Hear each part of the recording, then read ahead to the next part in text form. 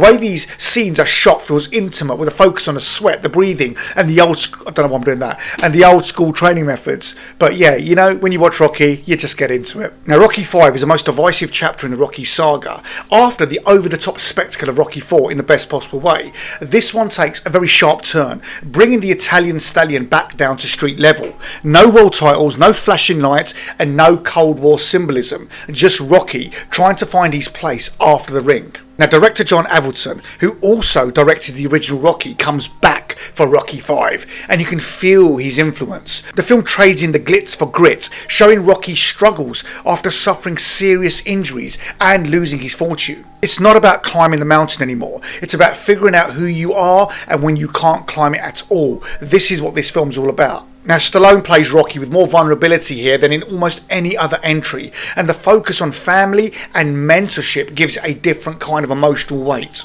Now, did you know the real-life boxer Tommy Morrison, who plays Tommy the Machine Gun, was actually a professional heavyweight at the time? He had a 50-3 record and even went on to win the WBO heavyweight title in 1993.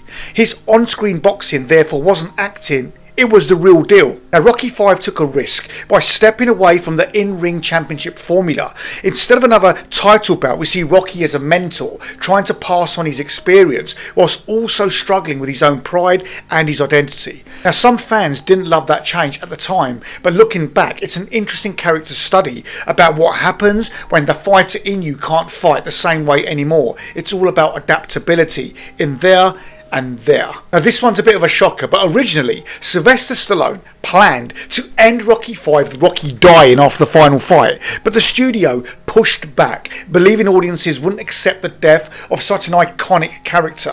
So Stallone later said he was glad that he kept Rocky alive, paving the way obviously for Rocky Balboa. Now, one of the lines on Rocky that really hits: "You're a fighter. That's the way you're made."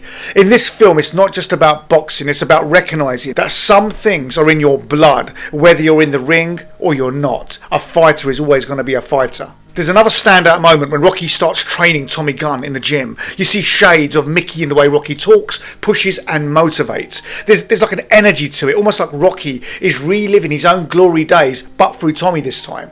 The way these scenes are shot feels intimate, with a focus on the sweat, the breathing, and the old I don't know why I'm doing that, and the old school training methods. But yeah, you know, when you watch Rocky, you just get into it. Now, obviously with no spoiler alerts, but what the hell are you doing? Why have you not seen this film yet? But anyway, the street fight. It's raw, chaotic and messy. No gloves, no rules, just a brawl in the cold. It might not be as technically beautiful as the in-ring fights from earlier films, but it carries a different kind of intensity. It's personal, it's emotional, and it feels like a true culmination of Rocky's journey in this chapter, and that's what I loved about that fight. So Rocky 5 isn't the fan favourite, but it's an important chapter in the saga. It strips away the spectacle and brings Rocky back to the streets of Philadelphia, showing us the man beneath the champ.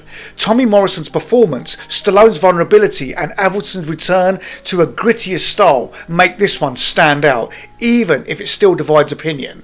What's your take on Rocky 5? Underrated or rightfully criticised? Drop it in the comments below and let me know if you enjoyed this review.